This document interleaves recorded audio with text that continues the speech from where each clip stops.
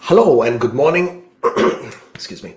Welcome to the channel. My name is Kubeir. I'm a CICC licensed immigration consultant, and this channel is all about Canadian immigration news, updates, things you should do, and new things you definitely should not with your Canadian immigration application. Being another Saturday, we are back with another weekly roundup, another episode of Weekly Roundup.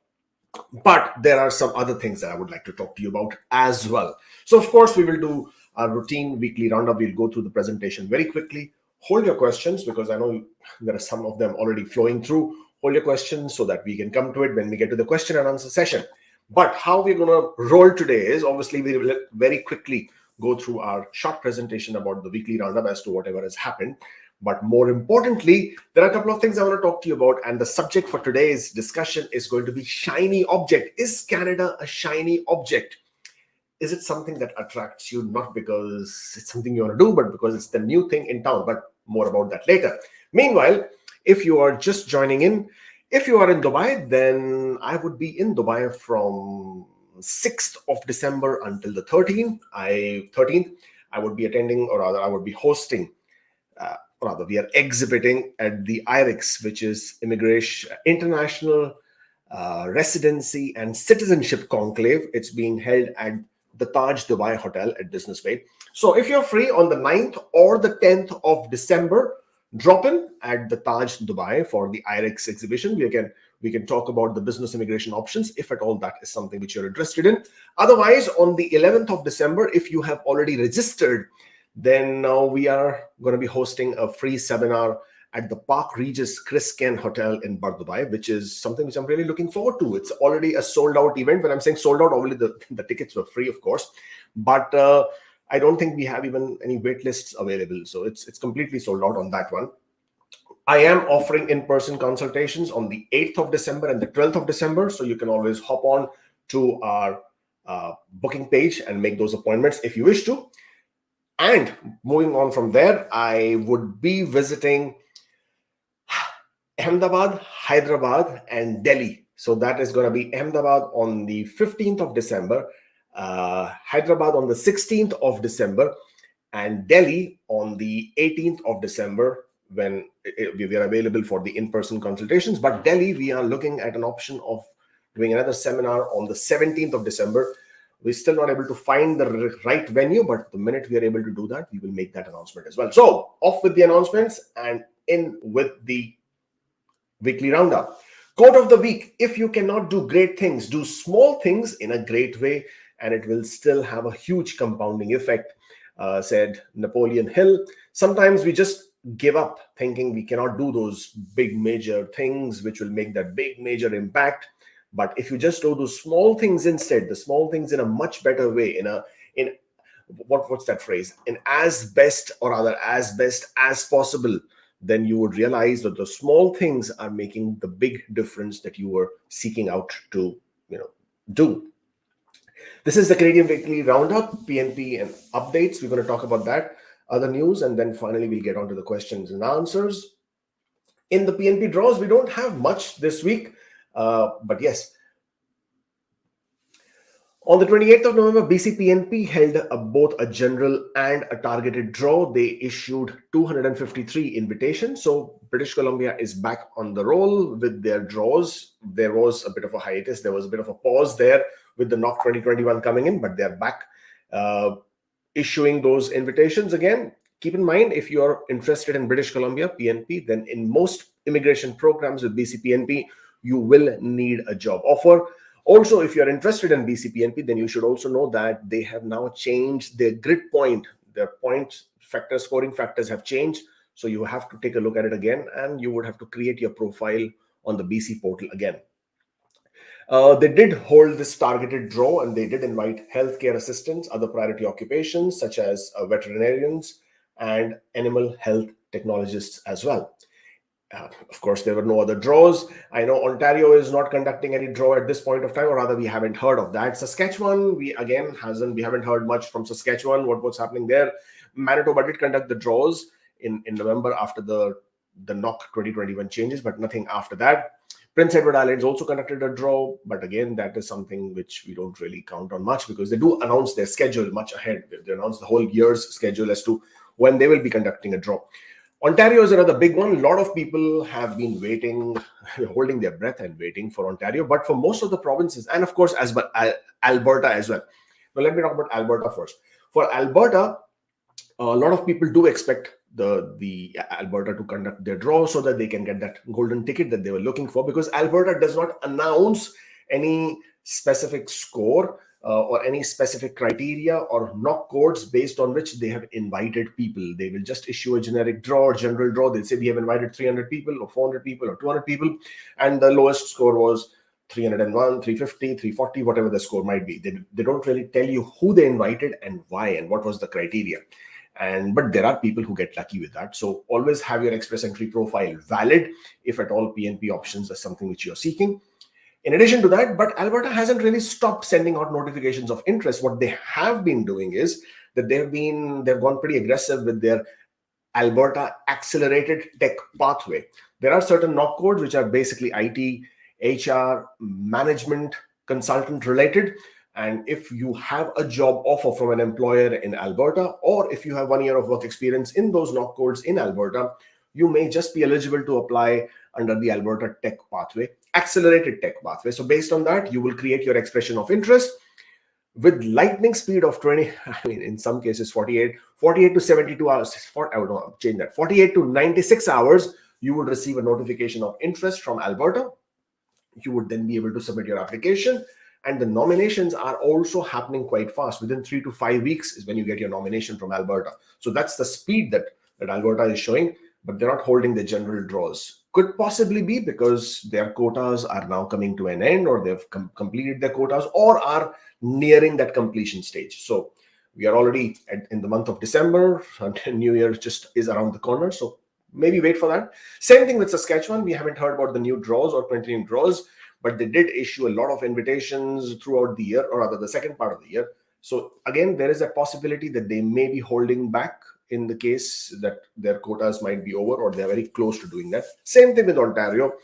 Ontario, we are expecting Ontario to get a big chunk of additional nomination quotas. So whether they hold a draw or not is something which, I mean, obviously I can't tell you. There is no way to give that because nobody knows, right? So Ontario would, whenever they do conduct a draw, we would know that.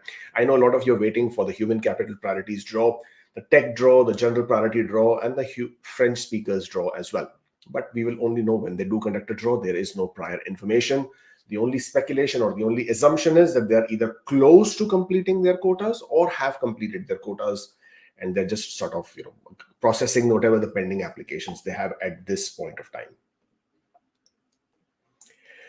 International Experience Class. Now, this is another misunderstood program because a lot of you just do not like to read the details of what the program is. You will watch some TikTok videos, you will watch some Instagram posts, and you will wonder, why am I not getting invited in IEC? International Experience Class comes under the International Mobility Program as well, by and large, under that big umbrella. And under this program, Canada has agreements with certain countries, and they are open for exchange program. So a lot of Canadians are invited by those countries, and they in turn invite people from those countries to come to Canada. This is like a working holiday. So they could be here on an open work permit, they could be here on a closed work permit. And so while they are spending their time trying to figure out the culture, trying to figure out people, trying to figure out the country, they're also able to work. They may be able to get a work permit for 1 to 2 years. And in some cases, they may be able to extend it, but in most cases not. But this is, as I said, specific to certain countries only.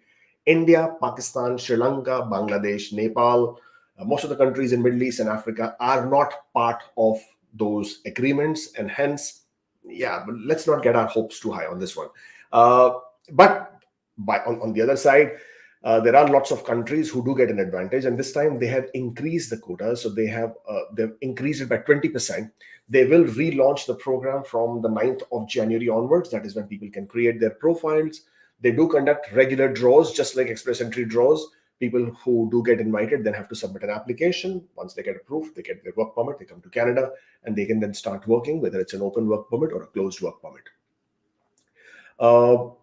Nova Scotia Entrepreneur Stream. Now, nothing much there at this point of time, but for people who might be interested in this particular stream, it's an invite-only stream, which basically means you create your expression of interest. If your score is high enough, based on the criteria of how much money you're going to invest, how many people you will hire, what kind of a business you wish to sort of start, what is your net worth, you may get invited. Once you do get invited, you will be able to submit a complete application based on which you would then get an endorsement for a work permit.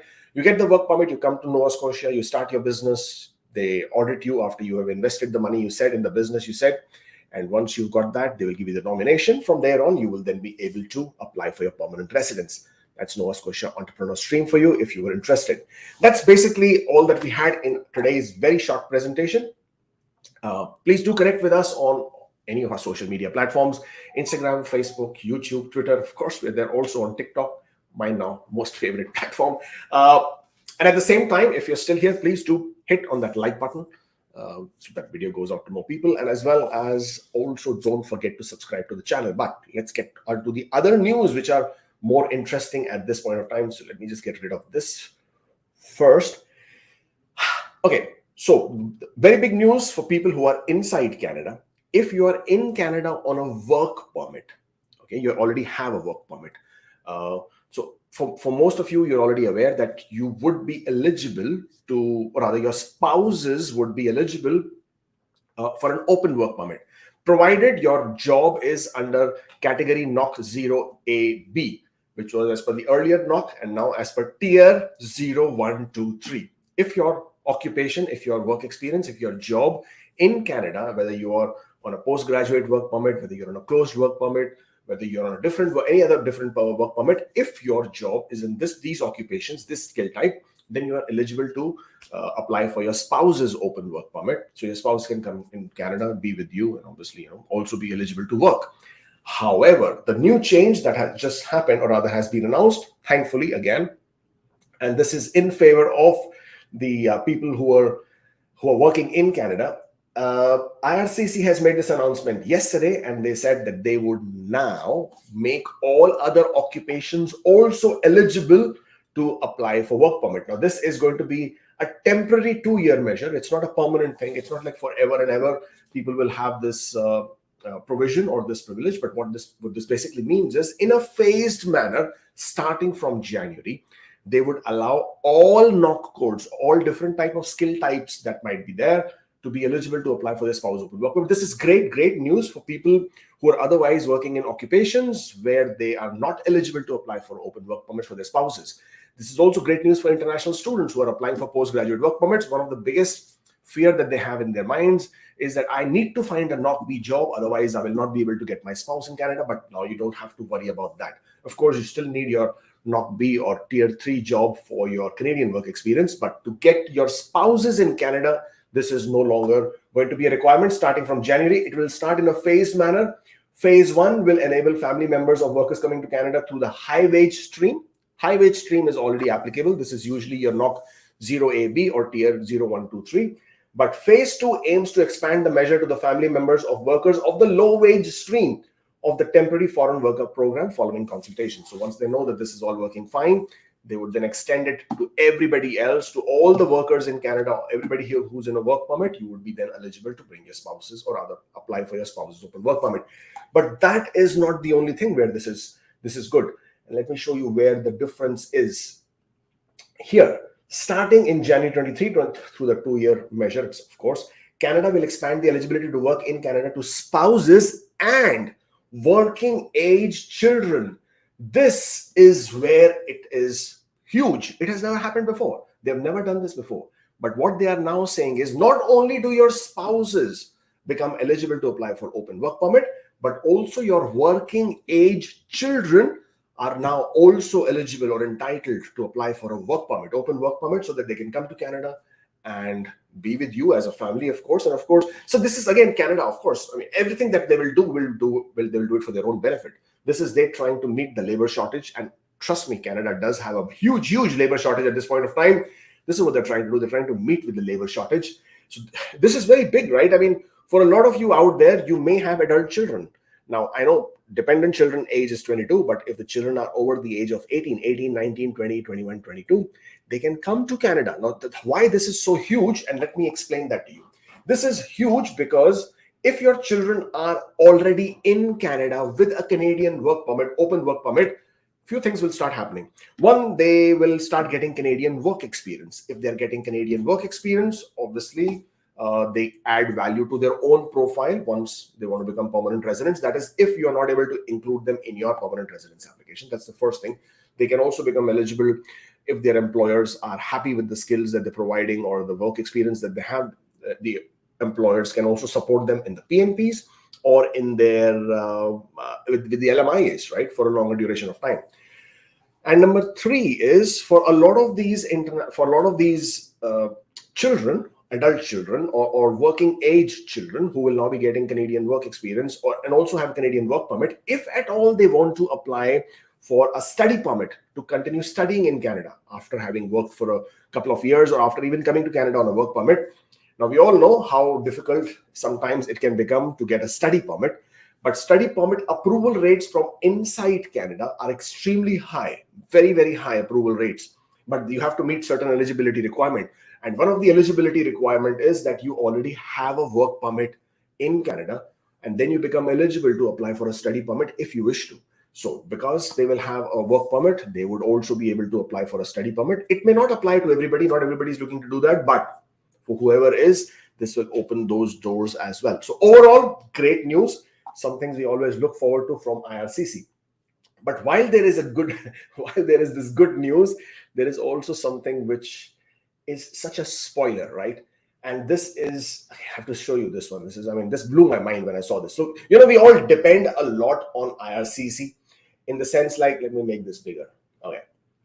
We all depend on IRCC's call center. We all depend on IRCC's Twitter account to give us the right information, to sometimes give us guidance, to tell us, what we can do, cannot do. Because, hey, IRCC is the one who's accepting applications, right? So they should be in a position to also give you the right guidance if needed. But mind you, IRCC is not immigration advisors. They are not legally, technically, they cannot give you immigration advice. Okay, it's been said in the law itself.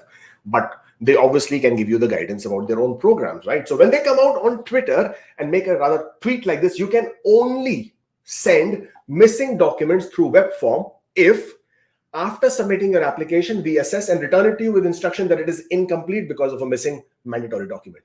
Hello, when did this happen? And when did you start accepting this? So for example, this applies mainly and largely to people who are spousal sponsorship applications. They get their whole application returned because of a missing document, because of a missing signature. You need to submit the application again along with those documents. Just by sending a web form is not going to work. And I know we have done this so many times. When does IRCC respond to the web forms? When do they even take any action on the web forms? When do they even provide you with the information and update that you are looking for? It doesn't happen, right? And then the next one is you requested and received an extension to provide a mandatory document. That's when you can send it through the web form, which is fine. That is absolutely fine. But the first bit, it is so misleading. This basically will tell people, hey, you can submit an incomplete application, no problem. And then you can always send the missing documents to IRCC because that is how they will make this work.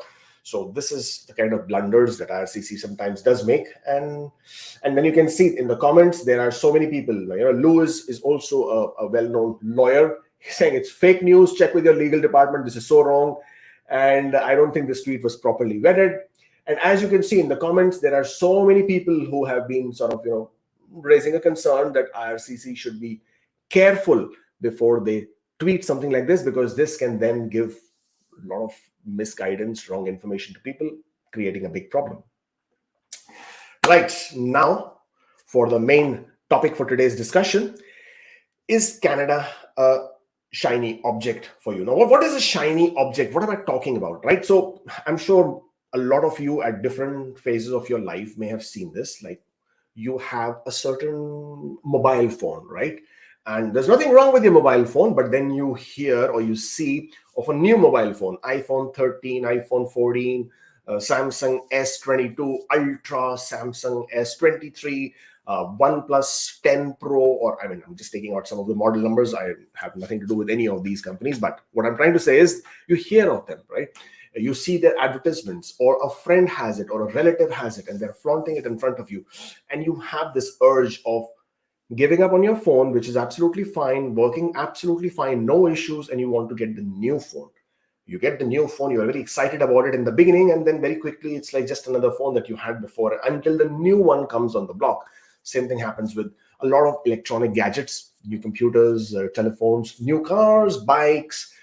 It happens with so many things. You get distracted. Like, so you're on your way, and then something distracts you as a new shiny object. It's from our childhood times, right? From as a childhood, as a child, you always wanted the newer toy, or you could see a new toy with somebody else, and you could, I want that toy, kind of a thing. So is Canada that shiny object for you? Let's see what's a definition first in this particular context first. Shiny object syndrome. So are you suffering from shiny object syndrome? Shiny object syndrome is a continual state of distraction brought on by ongoing belief that there is something new worth pursuing. It often comes at the expense of what's already planned or underway. It's rooted in that childhood phenomena of always wanting a new toy, even if your current toy is just fine. So the point I'm trying to make is Canada that new shiny object for you? For example, you could be living your very happily content life in a good IT job, in a good finance job, in a good banking job, as a good entrepreneur. You could be doing very well for yourself in India, you could be doing very well for yourself in Dubai, you could be doing very well for yourself in Pakistan, you could be doing very well for yourself in any part of the world, right? And then you hear of this uncle, or of this brother, of this cousin, of your friend, of your friend's friend, your friend's cousin, friend's relative, who apparently has gone to Canada, who's immigrated to Canada, and they are raving about it. And suddenly there's a switch in your mind that says, I need to go to Canada because Canada is so nice, right? Because Canada is so beautiful, because Canada has all these beautiful pathways or roads paved with gold, and I'm just going to go there and pick up all the gold, and then obviously I'll be doing pretty well myself. Or you see this advertisement, or because some of the agents, consultants, where you went for some conference, you gave your phone number, or you gave your phone number for a lottery draw or something, and suddenly you're getting all these messages. Get PR for Canada in 6 months. Get PR guaranteed with only IELTS 5, IELTS 6 guaranteed. You will get it in 6 months and you will be in Canada. You can become citizen of Canada in 3 years, just like this Toronto. Just pick up the phone now, just pay our fee, and you will be there. Or you will see a write-up, you will see an article in the newspaper. Canada has invited 1.3 million people. Canada needs people badly. They don't have people. If you can make it to Canada, it would just accomplish all your dreams. Whether you have them, you don't have them, or you're happy, that doesn't matter. But all these things that get bombarded on you every single day from different places, from different people, from different sources, from different angles, does that give you this shiny object syndrome with Canada? Does Canada become that for you? The reason why I'm asking is because of this.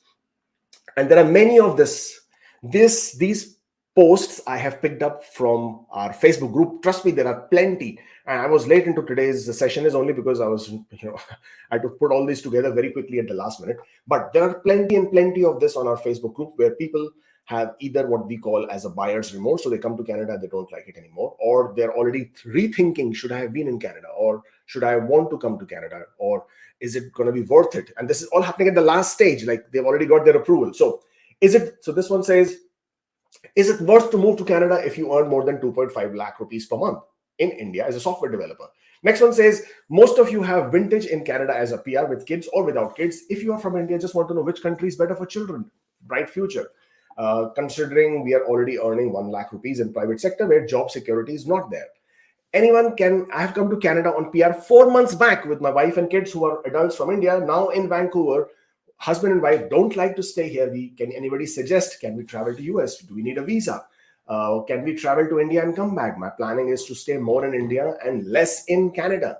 And so on and so forth. We have seen so many people who come up with these situations where suddenly after arriving in Canada, they may not want to be in Canada. And suddenly they realize that shiny object that they were chasing all this while, that I want to get to Canada, I want to get there because it's the next best thing in town.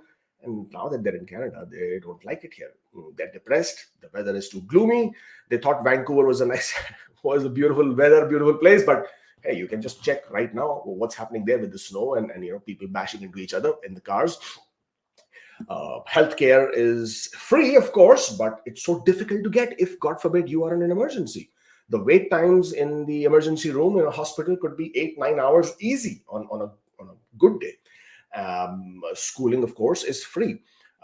But very soon you realize your children are not speaking the same accent, not speaking the same language. Now they are calling you by your own name, and they are saying and doing things which you as a parent cannot get over. The job market, oh my God, let me not even get started with the job market. Now, people who have been researching, people who have been listening, people who have been doing this, they will tell you how job market sucks. Yes, there is employment being created, the job is being created, and Canada announces that so much of passion, saying, okay, 100,000 more jobs added, 200,000 more jobs added, 500,000 more jobs added, unemployment at its lowest. But are you able to find what you're looking at or what you are looking for? Are you able to find that banking job that you wanted? Are you able to find that IT job you were looking for? Are you able to find that senior manager role you were looking at? Hey, if you're a doctor, if you're a lawyer, then I won't even go there at this point of time. So very quickly you realize Canada is not all that great that you were hoping for it to be. And now what do you want to do? You want to sort of, you've packed everything back home, you've come to Canada. Now you're in Canada 3 months, 4 months, 5 months, 6 months down the line, you're depressed, you're upset, you're angry. Why did I do this? And now you're here. So how does shiny object syndrome really work, right? So the first stage of you is you're walking your path, you're going straight in one direction, absolutely focused, loving what you do, and suddenly you're distracted. You're distracted by whatever the reason might be, and now you see something else, and this attracts you.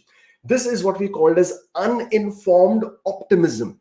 You do not have any information about it, but you have this optimism that if I take this route, my life will be so much better. Why? Because somebody else has said so. The grass is always greener on the other side. Remember? Okay, never on the side that you water, but on the other side. That's what we think.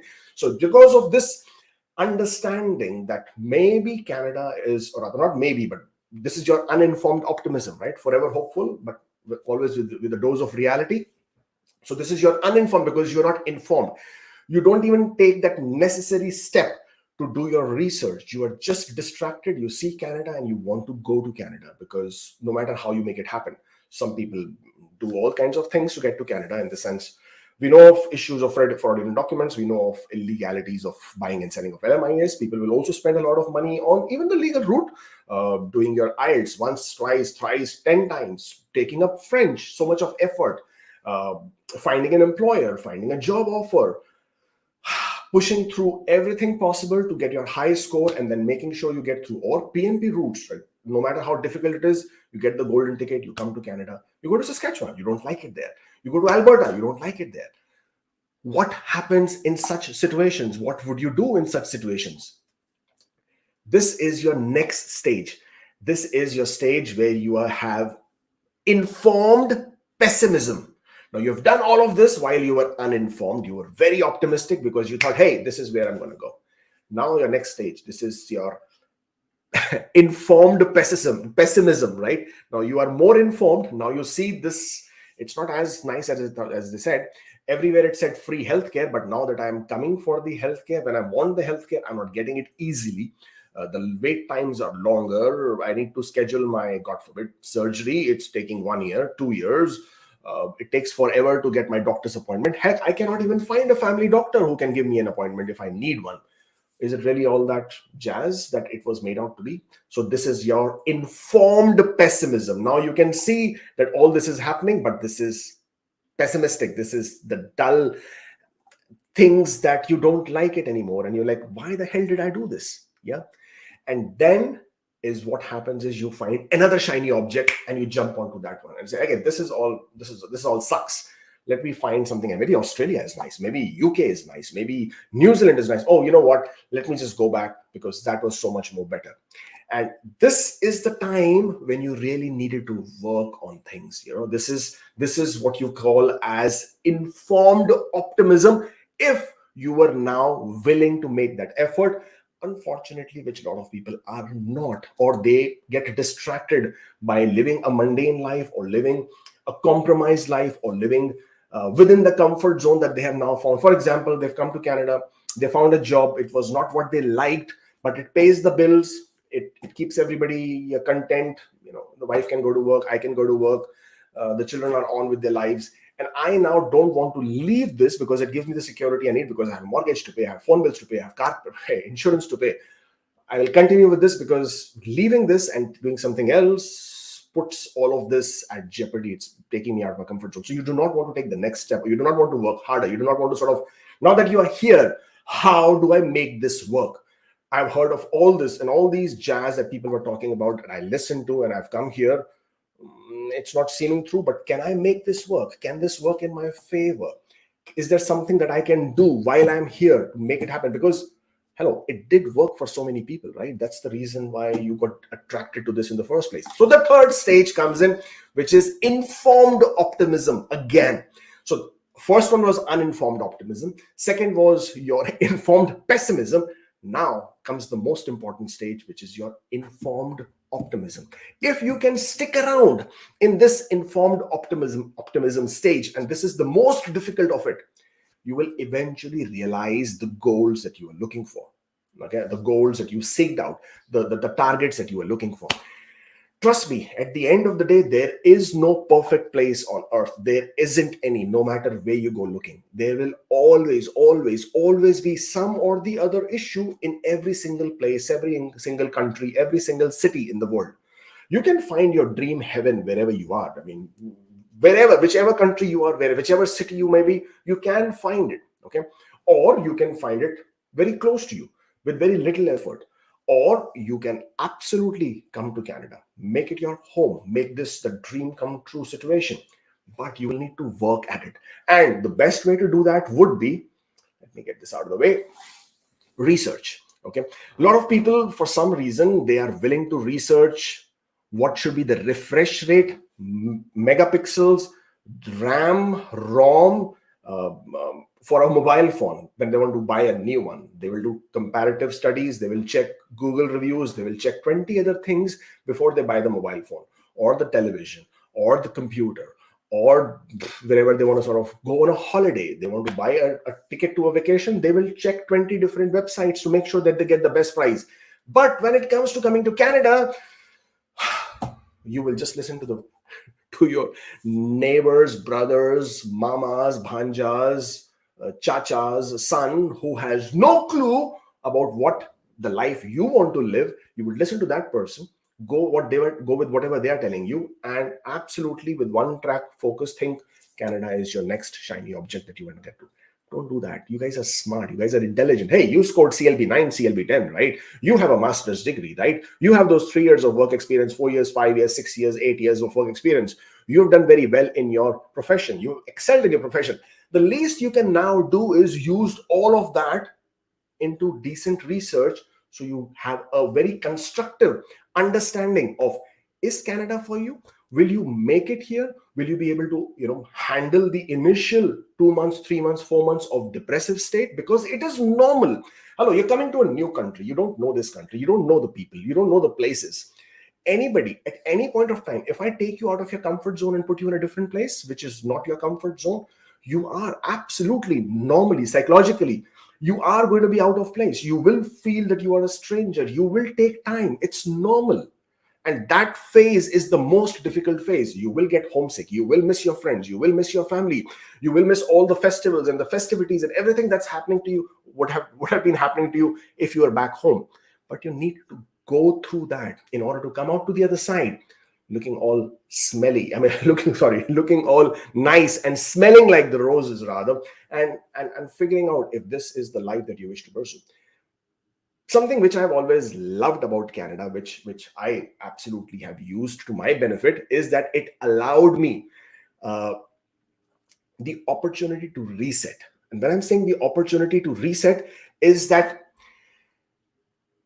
even at any stage of your life, you can come to Canada and you can choose to do something totally different that you had never ever thought. Now, the same situation back in the home country may be not as easy. You may not easily be able to switch to a different career, different industry, different line of trade. You may not. If you were a person who preferred to be in a job, a security, You may not have ventured into an entrepreneur mindset. If you were an entrepreneur, you may have not switched into a corporate world or a job situation. But Canada gives you that opportunity. Hey, sometimes it forces it on you, right? You got to pay the bills. You got to do something to make it happen. So it forces, or it actually puts you in your position. As they say, right? I mean, if I take an egg and I put it in the hot water and the water boils, that egg will become hard, right, on the inside. At the same time, if I take a potato, which is already hard, and I put it in the same hot water, it will become soft. What are you, an egg or a potato, or neither for that matter? I forget the hot water. But the point I'm trying to make is that if you do your research, if you're willing to stick it out, any place in the world you can make it happen. But if you are choosing for Canada to be that place, first of all, thank you for choosing Canada, because Canada does need good people, no doubt about it. And at the same time, keep in mind that this is a privilege, not everybody. It's not your right. You do not become permanent resident by your right. It was a privilege. Now that you have it, make the best use of it. Use everything that Canada offers to your advantage. The good environment, the good life. There's a very peaceful, capable, encouraging environment in so many different ways. Use it to your advantage. There are so many government benefits available. Use it to your advantage. There are so many government programs available. Use it to your advantage. There are so many study programs that you can pick up and choose and go that path. Take a different career, jump into a different career, try your hand at a different career, different option, different occupation. I mean, I can't even tell you how different it can be. For example, look at me. I mean, when the hell did I ever think I'm going to be an immigration consultant or do anything to do with immigration? Leave aside Canada. I was quite happy playing golf in Hyderabad or doing what I was doing in Dubai. I didn't have to come to Canada and do any of this. But here I am. I'm absolutely happy. I'm so happy, so glad I made that change. But was it easy for me in my first few weeks, months, even a year? Or no, it wasn't. I mean, did I never have a thought that I should leave and what the hell am I doing here and why did I? Of course, I had that thought every single day. There was a time when I actually booked a ticket to go back as well. But then I decided to stick it out. And come rain, come snow, come hail, here I am still talking to you and now saying that, you guys can do the same, in the sense of you got to stick it out. You got to do your research. You got to figure it out. You got to sort of understand what needs to be done. Are you willing to do that? Adapt and adopt. If you can do that and you can press the reset button, Canada is a beautiful, welcoming place that you would start loving just the way I do. And that's basically what I wanted to talk to you about, as Canada being your shiny object. If it is your shiny object, well, make sure you take good care of it and keep it as precious as you think it should be. Well, that's basically the our weekly roundup and what I wanted to discuss to you about. And of course, we're going to do some questions, but while you're here, hit that like button so this video goes out to more people who might be also thinking Canada is a shiny object, or for them Canada is a shiny object. And of course, don't forget to subscribe to the channel. Let's take a look at some questions here. I'm requesting a reference letter from an ex-manager in a different country in order to lessen the burden on them. Can I avail the services of a remote notary in a third country? Oh, that can be very tricky. I mean, a person is in one country, the other person in another country doing a remote. Well, technically, notary basically, first of all, notary is not a requirement for Canadian immigration application, especially for a reference letter that you're taking from a different person in a different country. Getting a document notarized only makes it that much more credible, because the Federal Court of Canada, the judicial process in Canada, puts a lot of weight or gives a lot of weight to the document which has been notarized. It is considered as a sworn affidavit, where you have sworn in front of a judicial a person who's been authorized by the judiciary, and you're swearing in front of them and conforming to the facts of the document. And therefore, a notary or notarized documents has a lot of weight, unlike in some other countries. So technically, if you get it notarized, then no matter from where you get it notarized, it should work fine. But you should be aware that it's not a mandatory requirement. I applied for LMIA work permit biometrics from Sri Lanka. Application shows eligibility review has started. Any idea when I will get my PPR? No, I don't have any idea. What you can do is you can check the processing times for the application type from your country. 5 to 6 months is quite common. And then if it was April 13, means you are part of the backlog. That is a humongous backlog of maybe 1.3 million people who are stuck in the temporary residence backlog. Me and my wife sooner give biometrics for work permit and same still valid for applying the PR.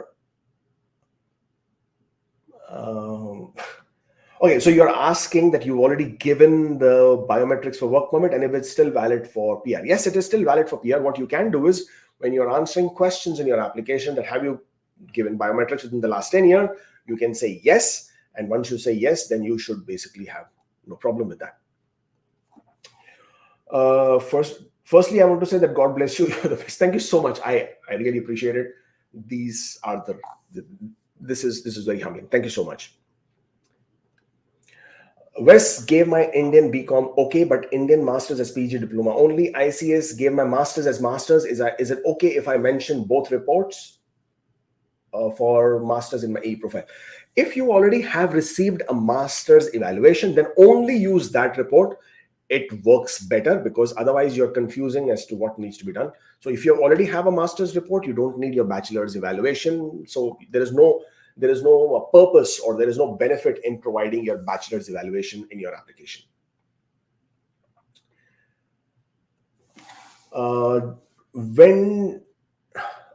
Please let me know the following. When did Ask Kubeir start, out of curiosity? Also, when did PR for Canada first get issued? And please explain what is the TR to PR pathway. Many thanks again. When did Ask Kubeir start, out of curiosity? Well, it started it's been quite some time. I don't know, 5, 6, 7 years now. In the sense, I was part of a group. I was kicked out because I was answering too many questions. Apparently, the moderators or the admin there thought of me as, I don't know, threat to their profession, whatever they were doing or not doing rather, or how you sometimes feel that the new shiny object has come and you don't want that object to be shiny. So you try and do what you need to do. So I was kicked out. So I just made my own Facebook group. And because it was me answering the questions, it was a natural understanding of the name of the group being Ask Kubeir, that if you're going to ask me a question, then you ask me, and therefore it became Ask Kubeir. That's how the first Facebook group started. I didn't expect it to completely blow out, but it did blow up very, very quickly. We had new people joining in hundreds every single day, and we grew. Now our Facebook group strength is, the main group is about 230,000 people, and in combination of all our Facebook group and all our social media platform following, we are almost at nearly 750,000. So 750,000 people across all different platforms, including YouTube, Instagram, all Facebook channels, platforms. Yeah, so it's been quite humbling. It's been quite a great experience and of course, a learning one as well. When did the PR for Canada first get issued? So I'm not sure you're asking me when did Canada allow permanent residence applications. So if that is the question, then I think it was there was the I think I don't know. I mean, this is a great question, historical one. I need to figure out when did Canada first started bringing in permanent residents. As far as express entry is concerned, I know that date. It started on the 1st of January 2015. But as far as when did Canada start issuing PRs, that is a historical question. This one I need to find out. Probably will get back to you. What is a TR to PR pathway? It basically is exactly what it says. The acronym is TR. TR stands for temporary residence. PR stands for permanent resident. Canadian government created a pathway in the middle of the COVID because they had to meet their annual immigrant quota. So the best way was to convert the temporary residents who are already in Canada into permanent residents, thereby they having to sort of save their face and saying that they did meet their 400,000 quota for the year. And that's what they did. They first issued a draw of 75 CRS and invited everybody in the pool who had a score of 75 and above with the Canadian Experience class. And after that, they came up with a program called TR to PR, where they practically invited all international students who would have completed a program, eligible program, and who had work experience in certain trades, and they invited all of them to become permanent residents, and that was a TR to PR pathway.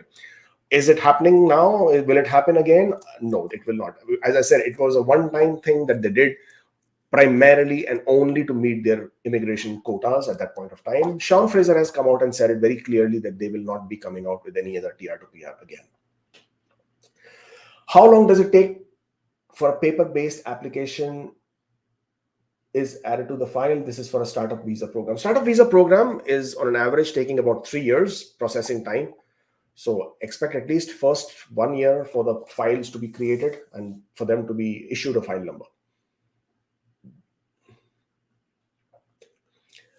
Please keep us posted on the venue part for the 16th in Hyderabad. There is no seminar happening in Hyderabad. In Hyderabad, we are only meeting people for in-person consultations. It will be in Gachibowli for sure. I do not know the SLN terminus. I think that is the place. There is a Regus office there, but we will be issuing that information as and when that has been finalized. We haven't received an ITA yet. Do we need to get knock updated in tier code on the employment offer letters from the previous company? No, you don't need to get the knock code updated. But yes, your job description on your reference letters most definitely must match with the knock code that you are choosing. Himanshu, thank you for the super chat. I have a valid LMIA job offer with my work visa is in process. Can I apply for Alberta Accelerated Tech Pathway right after using job offer letter before joining? Yes, you can. If your employer, if your LMIA is from an employer in Alberta, you most definitely can do that. No problem with that. We did landing on November 24th. COPARs are signed, but PR card application not initiated. BSF 186 not signed. We are told PR cards will be initiated next time we come, and also BSF 186 copper expiring on the January 13th. Well, it seems like you did soft landing. That is the reason why your PR cards were not initiated. If you were coming into Canada to be here permanently, then both your 186 and your PR cards would have been initiated. But that's not a problem. You can re-enter whenever you do. Once you come back, you would be able to get this done. If you do not have a PR card, and obviously I'm going to assume you did this on the land border, and because you did this at the land border means you are in the US. So by all means, you can come back again through the land border using your COPR. There is no problem. The COPR, once validated, does not expire. So don't worry about the expiry date. That expiry date was applicable to you for your first entry. Now that you've already entered in November, then that expiry date does not matter. Your COPR will remain valid for the rest of your life as a valid document that proves you're a permanent resident of Canada.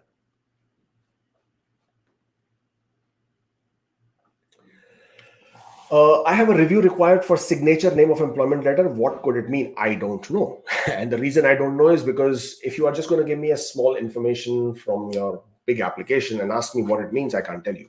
Everything has to be seen in context. You have to see the document. You have to see the whole GCMS notes to understand what exactly it could have impacted at or what it could indicate. You also basically need to take a look at the documents to see what it is basically talking about. Okay. Will there be any all-program draw in 2023 which will not be specific to any knock code? Yes, it will. The all-program draws, in my opinion, will continue for the first few months in the year 2023. I don't see that changing at all because the Bill C-19, which would be the basis on which IRCC would start the category-based or the knock-based draws, that possibly is going to get implemented post-spring. Now, spring is March 20th, so anytime after that. So could be anytime after that. Could be April, could be May, could be June, could be July. But I'm thinking more like April, May. That's when Bill C-19 will get implemented. So anything before that would continue with all program draws. I also, again, it's what I believe, what I think, in my opinion, that IRCC will hold simultaneous draws. They would have a section of draws which would be all program draws, and the remaining invitations would be issued to the category-based or the knock-based draws. But what that would mean is that the number of invitations being issued for the all-program draws would be less. And because those draws, because the number of invitations are less, which basically means that the all-program pool CRS scores will remain quite high. Post biometrics for LMIA work permit, how long will it take for the medicals to happen? I can't tell you because it all depends on the processing time from that visa office that you are submitting your application at. The average processing times could range from 3 to 5 months. We are seeing some applications happening faster as well. But again, that's be very, very specific to the local visa office where your application is getting processed. I applied for 10 days LMIA exempt work permit. Since January, it's been almost 1 year now. What can I do? The portal has been stuck on checking eligibility since 4 months. I applied for 10 days. I'm not sure what you're asking me here, to be very honest. But the only way to follow up would be to write an email or to raise a web form to IRCC to check what's happening. You can also call them and figure out. But if you are one of those unfortunate ones who's stuck in that backlog of 1.3 million people with the temporary residence visas, then unfortunately, we just need to wait. I'm here on an open work permit in Ontario. What should I plan? Next steps leading to PR. Well, you should be identifying an employer who can help support your application for PNP. You should be actively getting Canadian work experience, which could then add additional points to your application. Or you could also be actively looking at other PNP options, other employers in other provinces who will be open to having you in their employment and be able to also support your application for PNP. But supporting the application for PNP, that is like a super duper priority for anybody who's in Canada and who's looking to become permanent resident. Finding an employer who will support your PNP application or a PR application, that is the magic mantra. I'm on postgraduate work permit working in a tier 1 job without LMIA. Do I answer no? In E, do you have a job offer in Canada? Yes, answer no to the question that do you have a job offer in Canada. Is there any data about all the temporary work visa workers, H1B from USA going to Canada with PR only to return to USA later, then when they become citizens? No judgments, just curious about the data. No, I don't think they would keep that kind of a data, because for a person who is leaving Canada, where they go after they leave Canada, I'm not sure if IRCC is going to keep a track on it. That would be like a big brother keeping an eye on where are you going, where are you not going. But do people use that route? Yes, of course people use that route. I mean, who are we fooling? And why should people call out these guys and say, okay, why should people do that? Anybody can do whatever they want to do, right? I mean, and it's in their own interest. We are all human beings. We're all pretty selfish to our own survival, to our own instincts, to our own requirements and our needs and our wants. So if people want to use this route and go to the US, well, then so be it. But just because you are a Canadian does not mean you can go to US and start working indefinitely, or you will become an American citizen, or you will get a green card easily. You still need to go through the process. Yes, being a Canadian does allow you a visa-free travel to the US, but that does not mean you can live in the US indefinitely and work in US just like you would be an American citizen. So as much as a lot of people make this out to be a big issue, it's not really that big of a deal. While there are a lot of people who may do that, that number is not that big to make such a big dent and to create this as an issue. So yeah, it's a non-issue if you were to ask me. If an applicant outside Canada changes his name after receiving a CSQ from Quebec and before submitting the federal application, is it a problem? Name change is not because of marriage. Well, it depends how much of a change is there in the name. I mean, if it is just an alphabet, or are you just splitting your name and making your first name last name if you didn't have that? That is a big thing. But you will have to inform Quebec. You may require a new CSQ, or you can always submit your application with the CSQ to IRCC and then let IRCC come back to you and say, okay, do they need you to get a new CSQ or not? So you can play it both ways. But yeah, you will have to provide an affidavit to IRCC to show that you have changed your name. June 2021 PNP outland applicant eligibility just passed on the 9th of November as per GCMS. Criminality has passed before eligibility, but it again changed to not standard. Should I go for mandamus? You are now 1+ month. No, don't go for mandamus. No, just wait it out. Again, first of all, I do not know whether your application is express entry or non-express entry. You just said PNP outland, so there is no way for me to ascertain whether you're. If you are a non-express entry, then 2 years is quite normal. If you are express entry, then know that there are plenty of applications still in the backlog, and you could just be one of them. So don't be in a rush to go for mandamus and waste so much of your money. Because at this point of time, this is not the mandamus period. If you've crossed 2 years, then maybe you can consider mandamus. But at this point of time, in my opinion, I won't. But I'm sure if you talk to a lawyer, they will tell you, yes, go for a mandamus, because obviously you'll use them. But yeah, so this is. I would say don't do it at this point of time. As per the GCMS notes, I have review required for signature. We just did this, right? I can't tell you. I will need to go through all the documents to give you the information. I mean, what you're seeking here. Any chance of CRS by 474 by June 2023? I can tell you that 6 months speculation is very dangerous to sort of go with. At this point of time, there are so many changes anticipated from IRCC, and forget about 474. I'm not even sure with 480 at this point of time. 474 is a far stretch. I mean, it's like really, really far. Let's see if I can check if I have the... Yeah, I do have. Let me see if I can pull this up. This was the express entry pool breakdown on the 22nd of November, right? Now, look at this. Look at the pool breakdown. 481 to 490 has 10,000 people. 471 to 480 has 19,494. And as by now we all know that the number of people who keep getting added into the express entry pool with the scores of 500 plus are roughly almost like 2,000 every 2 weeks, which basically tells you the scores of more than 490 would be roughly, I don't know, 2,500. The scores of 480 plus would be roughly what, 3,500. If that is the number of people who keep getting added into the express entry pool, probably every 2 weeks, then what are the chances that the scores would drop to 474? You still need to clear the good part of 481 to 490, which is 10,000 people, and then 471 to 480, which is 20,000 approximately. But we do not know how many are there above 474. So even if you go with the low optimistic number, you're still looking at roughly 25,000 people. If nothing changes, right? If no other people get added, those 25,000 people need to get out of the pool. If you go by the draws, it's about 6 draws if no other person was to join express entry now. Do you think that's possible? No, that's not possible. So 6 draws basically is roughly 3 months. So 3 months is already coming into March. And if you're coming into March with no person joining into express entry, what do you think are the chances? I mean, you do the math, man. I mean, this is not rocket science. But yeah, do I think it's going to happen? It all depends on IRCC, whether they continue conducting these large size draws. In my opinion, at some point of time in January, the draw sizes will reduce. It has to reduce. They cannot continue with such 4,750 kind of draws throughout the year. It's not possible. They will not continue. It's not going to happen.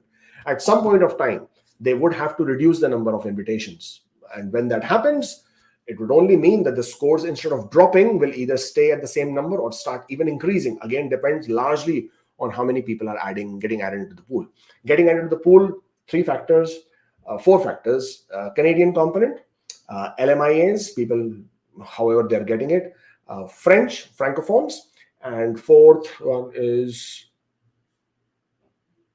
I forgot. Sorry, 4th one is people who decline their ITAs and come back into the pool. So yeah, with all these people, of course, and then there is a PNPs as well, right? People who get the nomination and then they are there with the score of 600 plus. But with all these components of people who will be in the pool with those high scores, you would see the scores, I don't see them dropping to that number anytime soon. Right, last few questions before I scoot off. Okay, it says, can you kindly advise if the P, I don't know, while reapplying in December after refusal of visit visa in order to justify the objectionable transactions in GCMS notes, do we need to attach statements of those months also? I am sorry, but I don't understand your question. Are you saying that you did apply for a visit visa? There were some objectionable transactions in your financial documents? Well, if you're reapplying, then yes, of course, attach the statements and also explain and provide proof of what those transactions were all about. And based on that, you might just be able to get through that. Do ghost updates mean anything or not worth tracking? Well, I think we've explained this before plenty of times, but let's do this one more time and I take it as a last question. Ghost updates, basically. So IRCC is using this GCMS systems, Global Case Management Systems, or what you also know as GCK, that you have your account on. Now, the front end, what you as a user see, has only limited screen options or only has a limited options of what updates can be reflected on it. On the back end, obviously, IRCC has a much more complex application management system. For every change or information that they add on your application on the back end, the front end, which you see, should ideally reflect a change in the system or should reflect an update. But a lot of situations happen of the changes that they're making on the back end. There is no corresponding entry or update that the front end can show. And therefore, you see a ghost update being triggered. So the system is saying, oh, well, hello, there is an update. I must inform the user there is an update. But there is nothing I can inform because that entry or that field does not exist. So therefore, you see a ghost update. Does it always mean something positive? Well, the positive factor here is that there is an update. Something is happening in your application. Somebody is doing something in your application. So that's a good thing. Does it mean an approval? No, it doesn't mean an approval. It basically only means that a certain action was taken on your application, a certain update was made in your application, some transaction was completed in your application, for which there is no corresponding entry that can be reflected in your front end of the system, and hence you see it as a ghost update. Well, that's just about me, it from my side. Thank you so much for joining in. By all means, as I said, I would be in Dubai from the 6th onwards. I am hosting, or rather exhibiting, at the IRCC International Residency and Citizenship Conclave on the 9th and the 10th of December at the Taj Dubai Business Bay. So if you're free on the 9th or the 10th of December, by all means, do drop in. We can have a chat about business immigration and how Canadian immigration looks like. But if you have registered for the 11th December free seminar that we are holding at the Park Regis Chris Ken Hotel in Bar Dubai, then I would be very happy to see you there. It's a sold-out event. We have more than 250 people who have registered already. We have closed the registrations because I don't think that place can accommodate so many people. So if you come in late that day and you don't find a place to sit, it's not my fault. Okay, I'm telling you now. By all means, book an appointment. The booking slots are now open for Dubai, 8th and 12th December. I would also be there in Ahmedabad, Hyderabad, and Delhi. Delhi, we are looking at a venue for a seminar. We haven't been able to find something suitable at this point of time, but I will keep you updated as and how that happens. My next live will happen probably not on a Saturday, because next Saturday is the 10th. That is when we will be hosting the immigrations. We'll be hosting the business immigration exhibition. So it will be either the 10th or the 11th, but I will confirm that to you through our platforms. Stay tuned for that one. Thank you so much for joining in. Don't forget to subscribe to the channel. Of course, follow us on Instagram. And if you wish to make an appointment one-on-one, then please, by all means, this is the link. Feel free to do that. As I said, the appointment slots are already open for Dubai, and they would be open shortly for Ahmedabad, Hyderabad, and Delhi as well. Thank you so much for joining in. Take care, and I shall see you next time.